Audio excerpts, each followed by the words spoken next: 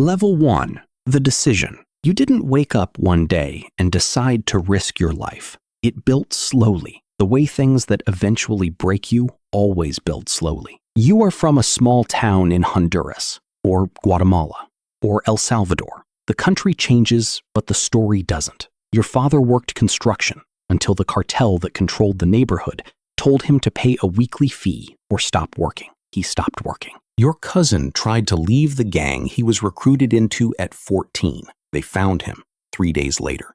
Your sister walks home from school a different route every day because the same man has been watching her from the same corner for 3 weeks, and everyone in the neighborhood knows what that means. You have tried everything that doesn't involve leaving. You found work. You lost it when the business your employer ran was extorted into closing. You applied to immigrate legally. The waiting list for a family-based visa from Honduras is currently backlogged by more than a decade. You do not have a decade. You have a sister who takes a different route home every day, so you make the decision. It costs you everything you have and everything your family can borrow. The price of the journey, the coyote, the transport, the bribes along the way is between $7,000 and $15,000, depending on where you're coming from and which route you take. You don't have that. Your mother sells the small piece of land her parents left her. Your uncle borrows against his house. You take the money, and you understand what it means. If you don't make it, you have taken everything your family had and turned it into nothing. You say goodbye on a Tuesday morning. You don't tell your sister where you're going. You just hold her for a long time, and she holds you back, and neither of you says anything because there is nothing to say that isn't too large for words. You start walking north. Level 2. The journey. Mexico is not the destination. Mexico is the obstacle. You didn't know that before you left. You thought the border was the problem. The border is the last problem. Before the border, there is Mexico, 1,800 miles of it. And Mexico has its own dangers that have nothing to do with immigration authorities. You travel by bus, where the Coyotes network has paid off the checkpoints. You travel on foot through sections of terrain that the buses don't reach. You travel on La Bestia, the freight train that runs through southern Mexico that migrants have been riding illegally for decades, clinging to the roof and the sides, losing fingers and arms, and sometimes lives when they fall asleep and slip. You know people who have ridden La Bestia. One of them lost his leg below the knee. He made it to the United States anyway. The journey takes between 2 weeks and 2 months, depending on what goes wrong. Things always go wrong. The coyote, the palero, the smuggler who has been contracted to move you north is not your friend. He is a contractor. You are cargo. Some coyotes are professional and safe. Some are connected to cartels and will extort you for more money at the halfway point because they know you cannot turn back. Some will abandon you when things get difficult. Some will rob you of what little you have left and disappear. You move in groups, 20, 30, sometimes 40 people, different countries, different languages, a shared direction. There are families. There are mothers carrying children. There are teenagers traveling alone because they are fleeing things that adults twice their age would run from. You sleep in safe houses, rooms in houses near the border where migrants wait for the window to cross. Dozens of people in a room, no beds, the floor. You eat what there is. You wait. At the Guatemala-Mexico border, there are no immigration officers. You walk through. At the internal Mexican checkpoints, there are officers, but the Coyotes network has paid them, and you walk through those too. At the border with the United States, nothing is paid, and nothing is easy, and you are about to find out why. Level 3. The crossing. The Rio Grande is smaller than you imagined. That is what everyone says. You imagined a river you couldn't cross. What you find is a river you can cross if you are willing to enter cold, dark water in the middle of the night and trust the person in front of you and not think about what happens if the current takes you. People drown in the Rio Grande, hundreds of them, every year. The bodies of migrants are found along the river and in the desert and in the brush country of South Texas. Since 2014, the remains of more than 3,000 people have been found along the U.S.-Mexico border. That number is not the count of people who died. That is the count of people whose remains were found. The desert is large.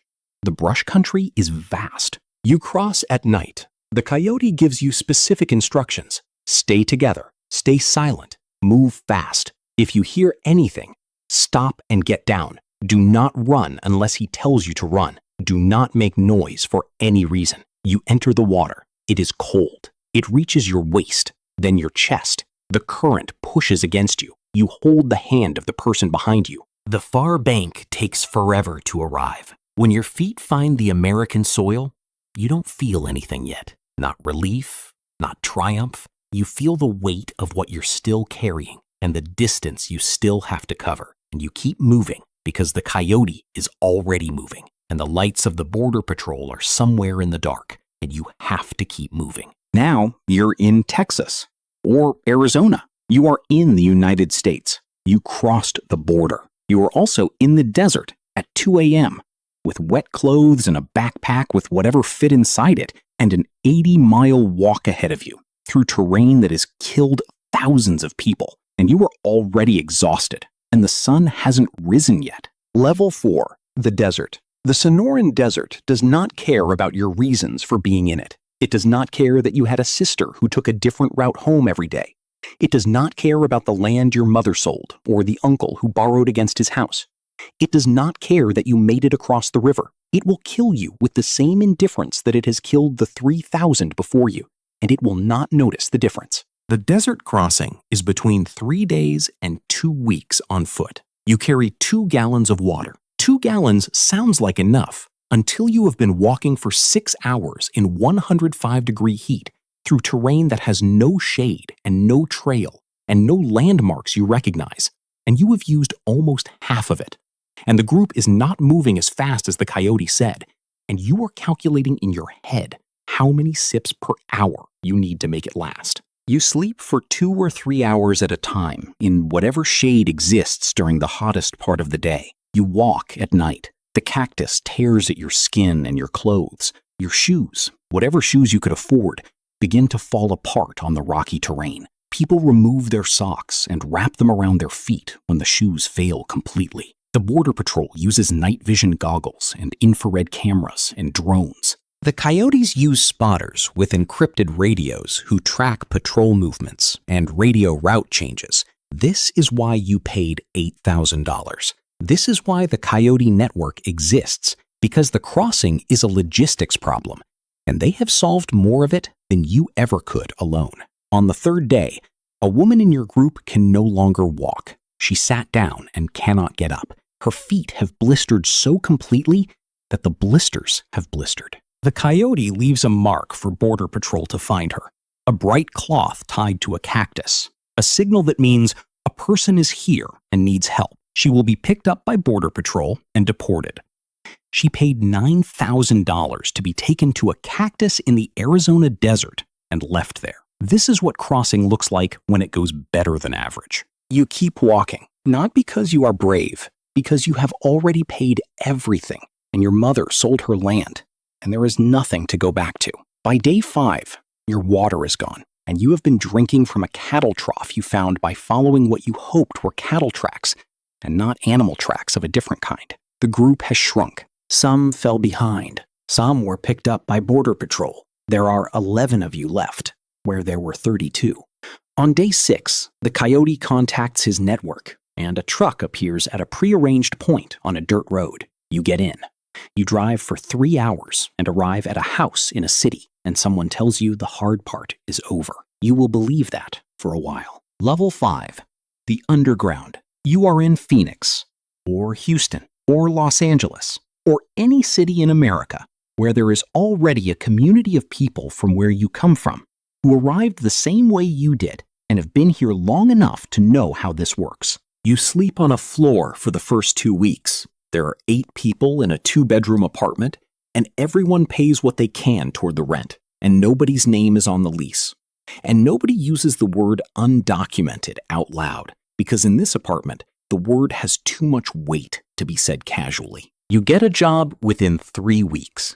Cash only. Construction, or restaurant kitchens, or agriculture, or cleaning crews. The work is physical and relentless, and pays $10 to $12 an hour in cash. You work 60 hours a week. You send $400 home every month, the moment you can. Your mother begins paying back what she borrowed against. This is the plan. This was always the plan. You did not come here to stay forever. You came to survive long enough to fix the thing that was breaking at home, and then figure out what happens next. But there is no document. There is no number. There is no paper that says you are here and have the right to be here, and that cannot be taken away. You are here. That is the only fact. And around that fact is a wall of things you cannot do. You cannot get a driver's license in most states. You drive anyway, because the bus doesn't go where the work is. You cannot open a bank account without documentation. You keep your cash in an envelope in your apartment and pray it's still there when you come home. You cannot go to the hospital when you were sick because the bill will be impossible to pay, and the paperwork will require a social security number you don't have. You work through the back injury that starts in month 3 because stopping would mean no pay, and no pay means everything stops. You are invisible in the specific way that people become invisible when the system has decided they don't officially exist. Level 6. The fear. The fear is not dramatic. That is what people who have not lived it do not understand. It is not a single terrifying moment. It is a background hum that never stops, a frequency your nervous system runs at constantly that you stop noticing, the way you stop noticing the sound of traffic outside your window, until it spikes, until something changes, and the frequency becomes a sound you can hear again. You see a police car in your rearview mirror, and your stomach drops, not because you have done anything wrong, but because a traffic stop can become something else. You hear about a workplace raid at a restaurant 3 blocks from yours, and you call in sick for 2 days. You see news on your phone about ICE enforcement operations in your city, and you don't leave the apartment for a week, except to go to work, because work is the only thing you cannot stop, no matter the fear. In 2024, ICE conducted more than 170,000 arrests in the interior of the country.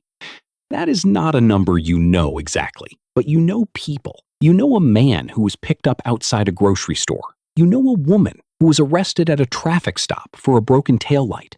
You know a family, husband, wife, 2 children born here who are citizens, where the father was detained and the wife spent 4 months navigating an immigration court process she didn't understand, without a lawyer she couldn't afford, while working 2 jobs and raising 2 children and waiting to find out if her husband was coming home. He came home. Not everyone does. You have been here 2 years. You have sent home $9,600. Your mother's debt is almost paid. Your sister got a scholarship to a university in the city and is now 3 hours away from the neighborhood where the man watched her from the corner. These are the things that make the fear manageable. Not small, just manageable. Level 7. The system. You find a lawyer, not through a firm, through a community organization that provides free legal consultations to undocumented immigrants on Tuesday evenings in a church basement. You go 3 Tuesdays in a row before you get an appointment.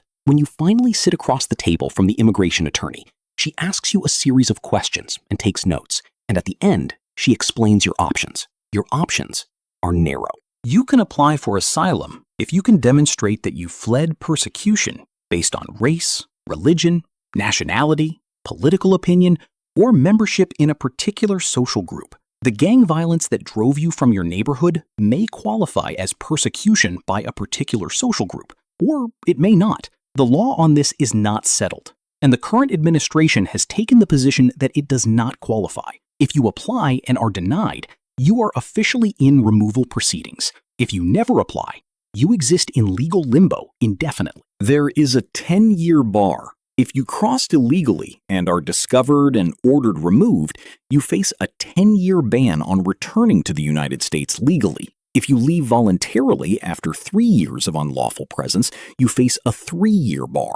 These bars mean that the path to legal status, if one ever opens, can be cut off by the very act of trying to clarify your status. The attorney is kind and thorough and honest. She tells you that there is no clean option. She tells you that the immigration system was not designed for people in your situation, and that navigating it without documentation is like being asked to solve a puzzle while the puzzle actively changes rules. You thank her. You go back to your apartment. You go back to work the next morning because there is no other option, and working is the only thing that feels like moving in any direction at all.